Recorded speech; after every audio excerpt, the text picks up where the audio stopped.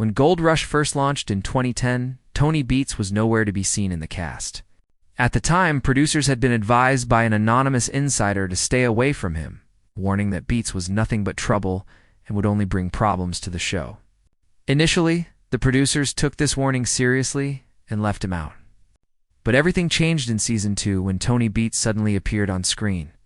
His arrival was shocking not only to viewers but also to those who had given the early warnings. From that moment on, insiders kept sending messages, urging the producers to cut ties with him. Yet, those warnings were ignored time and time again. And now, in a surprising twist, those very cautions have resurfaced, leaving producers wishing they had listened in the beginning. What exactly did Tony Beets do that made them regret including him? Let's break it down. The red flags about? Tony Beets didn't start after he became a reality star. They had been raised long before. Hiring Tony Beets will be one of your greatest regrets. An insider reportedly wrote in a letter to Discovery back in 2012, not long after Beets joined the show in Season 2 as a skilled miner. At first, the producers dismissed these warnings, brushing them off as complaints from a jealous outsider. But what happened next went far beyond what anyone expected. When Tony finally appeared on Gold Rush, quickly became a fan favorite. Audiences admired his unfiltered, no-nonsense attitude and his bold, Viking-like persona. His presence gave the show a dramatic edge, boosting its ratings and drawing in viewers worldwide. Beyond his larger-than-life personality, Tony also proved to be one of the most successful miners on the show. He found gold in places where others came up empty. He worked with heavy-duty machinery that other cast members didn't even own. To the producers, Tony's presence translated directly into higher profits. With ratings climbing, they saw no reason to cut him loose, and so they ignored the warnings. But the anonymous letters did not stop. Time and again, messages reached Discovery Channel, cautioning that Tony Beets was a rule breaker who only pretended to follow the system while pushing boundaries behind the scenes. Some letters even spoke of his temper, his reckless methods, and his refusal to compromise. Yet, despite these ongoing alerts, the producers continued to overlook them. In the beginning, they tried to keep Tony in check by monitoring his behavior, but as his popularity soared, it became harder to control him. The truth was simple. Tony was making too much money for the show to risk letting him go. Then came 2014. The year Tony Beets proved the warnings right. That season, Tony and his crew from Tamarack Inc. pulled a stunt that would not only boost viewership, but also drag both him and the producers into serious legal trouble. During filming, the crew prepared to bring an old dredge machine back into service. But before they used it, Tony insisted on performing what he called a Viking baptism, a ritual meant to bless the machine with good luck. In a reckless act, Tony's crew poured gasoline into a section of the Indian River near Dawson City, Yukon, and set it on fire. The water itself appeared to go up in flames, creating the shocking image of a burning river. Cameras captured every second of the stunt, leaving both the crew and viewers stunned. Instead of showing any regret, Tony grinned and said, "There you go. I told you guys. Come hell or high water, didn't I?" His words showed defiance, not remorse. He seemed indifferent to the environmental damage or the risk posed to those nearby. Public backlash was immediate. Viewers condemned the act, calling it a blatant violation of environmental responsibility. A passerby reported the incident to Yukon mining inspectors, who launched a full investigation. The results shocked both Discovery and Tony's crew. Charges were filed for pollution and violations of licensing conditions. Tony Beets himself, along with one crew member, was arrested. The producers, too, were dragged into court for allowing the stunt and failing. To report it to authorities, a direct violation of Discovery's water license. Rumors quickly spread that Tony Beets had been thrown in jail and left to face the consequences alone, while Discovery considered canceling the entire show. But what was the real story?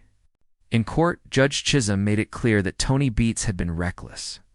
He pointed to Tony's facial expressions during the incident, noting that his lack of remorse made it obvious he enjoyed the stunt. The judge ruled that Tony could have stopped the so-called Viking baptism at any moment, but chose not to. Discovery, too, was found guilty of violating its water license for airing the stunt on national television. Eventually, Tony admitted fault. He confessed that he should never have allowed the gasoline fire to happen. Calling it a joke gone wrong, he explained that the baptism was only meant to poke fun at the dredge machine, which was notorious for breaking down. He even admitted that he expected the machine to fail again, making the ritual a kind of ironic prank. But the joke spiraled out of control and left them. Standing in court, the Yukon Territorial Court fined Tony Beets and Tamarack Inc. a total of $31,000. Reporters tried to get a statement from Tony, but he refused to speak. Discovery also remained silent, though insiders revealed that producers became far stricter afterward. Tony and his crew were warned that another reckless stunt could shut down the show entirely. Legal troubles weren't the only controversy tied to Tony Beets. From the moment he joined Gold Rush, his alpha personality often came across as bullying, especially in his ongoing feud with rival miner Parker Schnabel. The conflict between the two centered mostly around shared land. Parker, who was young and inexperienced when he inherited his grandfather's big nugget mine, became an easy target for Tony. At first, Parker tried to strike a fair deal with Tony. They agreed on land use. But the terms leaned heavily in Tony's favor, forcing Parker to pay steep royalties. Struggling under the contract, Parker became increasingly frustrated as Tony used the agreement to flex his authority. On screen, viewers often saw Tony openly enjoy making life difficult for the young miner. The warnings about Tony's controlling nature suddenly made sense. Anonymous letters had described him as a man who demanded control, hated sharing, and wanted everything for himself. And that description proved accurate. In Season 4, Tony even shut down Parker's entire operation over a contract dispute, refusing to guide or mentor him. Fans criticized Tony's behavior, saying he should have shown patience instead of humiliation. The feud escalated in Season 8. When Tony shut down Parker's wash plant after dirt spilled onto land Tony owned, these clashes only solidified Tony's reputation as the bully of the show. Still, viewers kept watching, drawn to the drama. But eventually, the tables turned. Over time, Parker grew into one of the most productive miners on the show. By Season 12, he had built enough leverage to push back against Tony. In one bold move, Parker dumped dirt on Tony's land, a reversal of their power dynamic. This time, Tony couldn't do much about it. For once, Parker had the upper hand, and Tony was forced to endure it. Since then, their rivalry has cooled into a more balanced relationship, with both men showing reluctant respect for each other. Still, Tony Beets remains one of the most controversial figures in Gold Rush history. His boldness, recklessness, and fiery personality have kept him at the center of drama for years. But fans continue to ask, was this really who Tony Beets was, or was it all part of the act?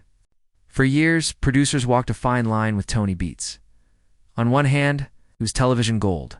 His wild personality, bold risks, and constant clashes kept viewers glued to the screen.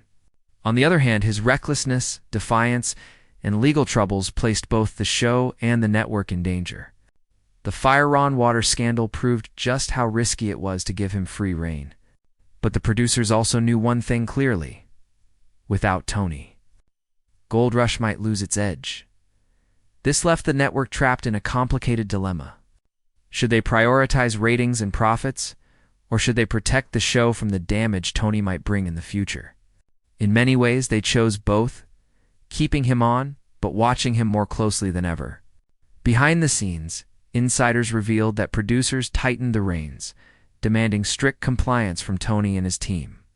Any repeat of the fire stunt, they warned, could be the end of the road.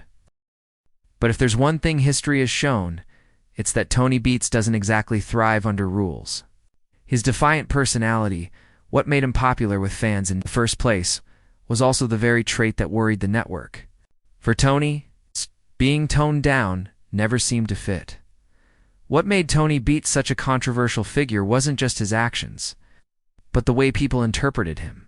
Some fans loved his raw honesty, Viking-like bravado, and refusal to sugarcoat anything.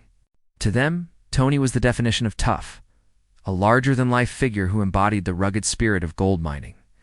He didn't play politics, he didn't mince words, and he didn't care if people liked him. That kind of unapologetic attitude earned him respect from those who admired boldness, but others saw a different picture. To critics, Tony was arrogant, ruthless, and dangerously reckless. His bullying of Parker Schnabel left a bitter taste for many viewers, who felt he preyed on the younger miners' inexperience. His stunt with the burning river was proof to others that he cared more about attention than safety. In their eyes, Tony wasn't a hero of the show, he was its villain. This split opinion created an unusual effect.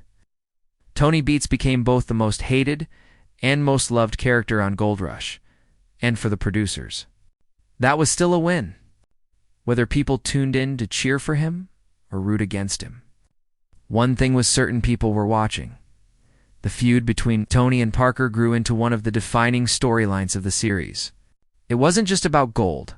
It was about pride, power, and survival in one of the toughest industries in the world. Their battles over contracts, land, and machinery became central to the show's drama, almost like a real-life chess match where one wrong move could mean financial ruin. Fans often debated, was Tony pushing Parker too hard? Or was he teaching him the tough lessons needed to succeed? Perhaps, in a strange way, Parker's rise to success was partly shaped by Tony's pressure. What started as bullying eventually turned into a rivalry that pushed Parker to sharpen his skills, take bold risks, and step out of his grandfather's shadow. By the time Parker finally stood up to Tony, dumping dirt on his land in Season 12, viewers saw the rivalry come full circle. Parker was no longer the rookie. He was a force of his own, proving he could go head-to-head with Tony Beets for fans. It was one of the most satisfying moments in the show's history. Love him or hate him, Tony Beets has left an undeniable mark on Gold Rush. He is the miner who turned controversy into ratings, the man who sparked debates among fans, and the character who made the show impossible to ignore.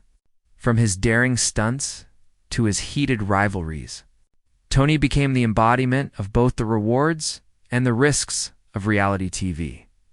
And while producers may still wonder if they should have listened to those early warnings, there's no denying that Tony Beets played a key role in shaping the identity of Gold Rush.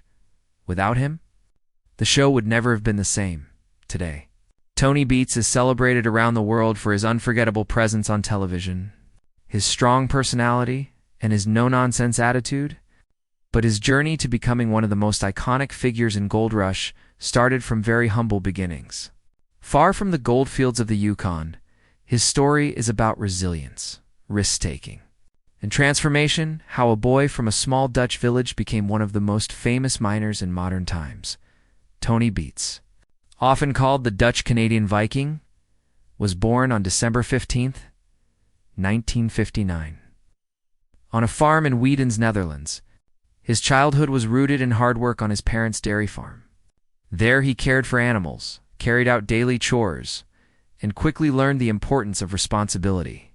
These early years instilled in him discipline and resilience, qualities that never left him as he built his future. When Tony was 7, his parents moved north to Friesland. The new environment not only gave the family a fresh start, but also exposed young Tony to opportunities beyond farming. Friesland was well known for both agriculture and mechanical trades. And it wasn't long before Tony began exploring machinery, repair work, and mechanical tasks that were popular in the region. Life, however, wasn't without hardship. Tragedy struck when Tony's father suffered a severe accident that left him unable to work the farm as before. As the eldest son, Tony was forced to step into the role of head of the household while still a teenager. Suddenly, the survival of the family rested on his shoulders. He managed the farm's daily operations, often giving orders to men twice his age. Tony knew he had to be firm, knowledgeable, and decisive. Otherwise, the older workers would walk over him. Looking back in interviews, Tony recalled that this period shaped his mindset. Permanently, he vowed that in life, he would always aim to be better than others, or at least their equal. That determination became a guiding force in everything he pursued later. While working the farm, Tony also took on different manual labor jobs, including operating machinery for several years. His natural eagerness to learn made him stand out in every role. and this quality later shone even brighter when he joined Gold Rush in Season 2. But before fame came a turning point. Tony married his wife, Minnie Beets, and together they continued farming. Still, Tony worried about the shrinking profits in Dutch agriculture. Many farmers were leaving the fields, and he feared that his family's future was uncertain. By 1984, Tony and Minnie made a bold decision. They moved to Canada in search of better opportunities. In Canada, Tony first went back to what he knew best: farming. He found work on a dairy farm near Salmon Arm, British Columbia, which he managed for a couple of years. At the same time, he worked in construction and on Alberta's oil pipelines, balancing multiple jobs to support his family. Yet fate had other plans. Tony soon heard rumors that people in the Yukon goldfields were making $1,000 a wick, equivalent to over $3,000 today. That news lit a fire inside him. Determined to change his life, he told himself he would become a gold miner. Without hesitation, Tony bought a plane ticket and flew to Whitehorse, only to be told he was too early for the mining season. Though disappointed, he returned to farming and construction until the proper time came. When the season finally opened, Tony applied for a mining job, was hired as an entry-level worker, and moved his family to Dawson City in the Yukon Territory. From there, Tony's hard work, discipline, and relentless drive helped him rise quickly through the ranks. Over time, he saved enough money to start his own company, Tamarack Inc., and slowly acquired several lucrative claims in the Klondike region, including Paradise Hill and Scribner Creek. His reputation grew quickly. He became known as a fearless miner, willing to take risks that others avoided. Locals nicknamed him the Viking Miner, a title that reflected both his Dutch-Canadian roots and his bold personality. Mining, of course, was never easy. Tony faced heavy losses and setbacks, but he lived by a principle: to make money in gold mining, you first had to be willing to spend money. That philosophy explained his massive investments in machinery, including his bold $1 million purchase of the historic Viking dredge during Gold Rush Season 5. While most miners would have avoided such a high-risk gamble, Tony believed in reviving the old method and proving everyone wrong. Even when weather was brutal, ground was unstable, or gold returns were low, he and his crew pushed through with Viking-like toughness. By 2011, Tony Beets was already a respected Klondike figure. But worldwide recognition came when he joined Gold Rush in Season 2. Producers, after searching for experienced miners, realized Tony wasn't just successful, he was innovative. Unlike many small-scale miners, Tony had built a massive operation using advanced mechanical techniques. On the show, he showcased mining styles and methods no one else dared attempt. From digging huge trenches with giant excavators to blasting overburden with water cannons, Tony revealed that his approach was about going deeper and bolder than everyone else. Fans quickly fell in love with his blunt honesty, fearless work ethic, and Viking spirit. His presence helped Gold Rush become one of Discovery Channel's highest-rated series with a global audience. Tony has since appeared in more than 160 episodes, including spin-offs like Gold Rush, South America, and Gold Rush Pay Dirt, while estimates suggest he earns about $25,000 per episode. The show's real value lies in how it gave his company Tamarack Inc. international visibility. It also brought sponsorships, partnerships, and new opportunities to expand his brand. Behind the scenes, Tony doesn't run the empire alone. His wife Minnie manages paperwork, finances, and operations, while their 4 children, Bianca, Kevin, Monica, and Mike, play active roles in the family business. Together, the Beets family has turned mining into a true family legacy. Today, Tony Beets is worth over $15 million. With Tamarack Inc. valued in the millions and his heavy machinery among his greatest assets, his mining operations reportedly recover hundreds of thousands of ounces of gold per season, sometimes nearing 1 million annually. Beyond gold, he has invested in Canadian real estate and built a merchandise line that carries his name and Viking reputation. Though he has never received formal awards, his name is etched into gold mining history. Despite his fame, Tony is also known to give back to the community, often quietly providing jobs, resources, and financial support to locals in need. Many of Tamarac's workers come from nearby towns, giving them steady employment and valuable skills. Tony Beets' story is proof that determination, resilience, and hard work can change anyone's life. From a poor Dutch farm boy to one of the richest and most famous miners in the world, he embodies his own motto. There are three kinds of people: those who make things happen, those who wait for things to happen, and those who wonder what happened. Tony Beets, without a doubt, is one of those who make things happen. Even with all his accomplishments, Tony Beets has never been a man to sit still. His life continues to be defined by motion, ambition, and the constant pursuit of bigger goals. On Gold Rush, he has often been portrayed as both a mentor and a rival. Younger miners look up to him for his knowledge and experience, but they also know he's a tough competitor who doesn't hand out respect easily. To earn Tony's approval, you have to prove yourself with hard work results, and the kind of grit that he himself demonstrated as a teenager back in the Netherlands. Tony's reputation as a no-nonsense miner extends beyond television. In the Yukon mining community, he is seen as a figure who commands respect, not only because of his wealth, but because of his willingness to take risks others shy away from. His massive dredge project is the perfect example. Many miners scoffed at the idea of reviving outdated technology, believing it was a waste of money. But Tony invested in the historic Viking dredge and spent years rebuilding and restoring it with his crew. The gamble paid off, solidifying his reputation as someone willing to challenge the rules of the game. At the same time, Tony's Viking image is not just about toughness. It also reflects his family values. Unlike many reality TV stars, Tony has made sure his family is deeply involved in his success. Minnie, his partner of over 4 decades, has often been described as the backbone of the Beets operation. While Tony makes the bold moves in the field, Minnie ensures the business remains financially stable, keeping the numbers in line and the paperwork under control. Their children, too, are not mere bystanders. Kevin runs equipment and helps with mechanical tasks. Monica is known for her leadership in the field. Mike supports operations, and Bianca, while more private, is still part of the Beets legacy.